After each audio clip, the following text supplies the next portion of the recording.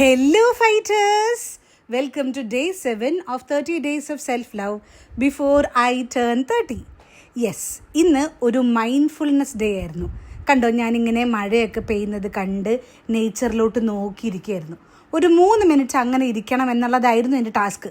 പക്ഷേ അതിൻ്റെ ഇടയിൽ ഇടയ്ക്കിടയ്ക്ക് അയ്യോ ഫോൺ നോക്കണം, ഫോണിൽ മെസ്സേജ് വന്നിട്ടുണ്ടാവുമോ, അയ്യോ ഈ കാര്യം കണ്ടു, ഇന്ന് ഇത് സെർച്ച് ചെയ്യണമല്ലോ, അയ്യോ ഇന്ന് ഇത് ചെയ്യണമല്ലോ, അങ്ങനെ ഫോണിന് വേണ്ടിയിട്ടും വേറെ പല കാര്യങ്ങളിലോട്ടും ഒരുപാട് പ്രാവശ്യം ഞാൻ പോയി. എങ്കിലും ഞാൻ എന്നെ അവിടെ പിടിച്ചിരുത്തി. മനസ്സവിടെ അല്ലായിരുന്നു എങ്കിലും ഞാൻ അവിടെ കുറച്ച് നേരമൊക്കെ ഇരുന്ന് എൻജോയ് ചെയ്യാൻ പറ്റി.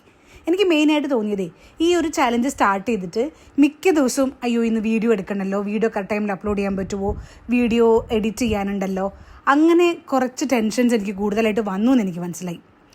എന്തായാലും അത് കഴിഞ്ഞ് മൈൻഡ്ഫുൾനെസ് ഒക്കെ കഴിഞ്ഞ് വീട്ടിനകത്തോട്ട് വന്നപ്പോൾ ഇവിടെ ഒരാൾ ഭയങ്കരമായിട്ട് ഇങ്ങനെ ടെൻഷൻ അടിച്ച് ഓടിപ്പിടിച്ച് നടക്കുവാണ്.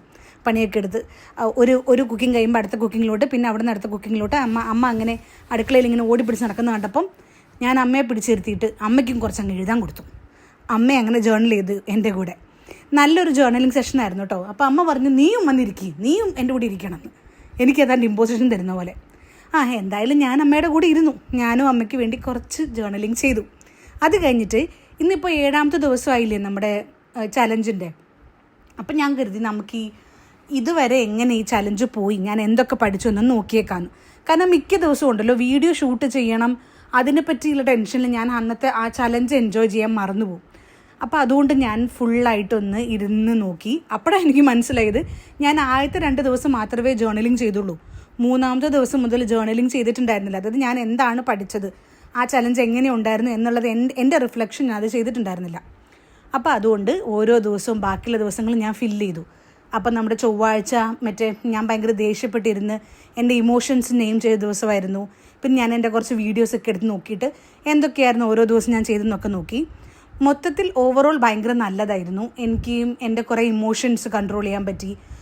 എസ്പെഷ്യലി നമ്മുടെ ദേഷ്യം, സ്ട്രെസ്സ്, അതുപോലെ ഒരുപാട് കാര്യങ്ങൾ എനിക്ക് റിയലൈസേഷൻ വന്നു.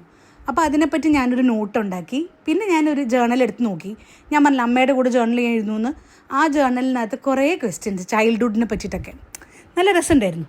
അപ്പോൾ അതും ഞാൻ ചെയ്തു. അങ്ങനെ ഈ ഒരു വീക്ക് ഫുള്ള് കംപ്ലീറ്റ് ആയി. I am so proud that I have completed 7 days of this challenge.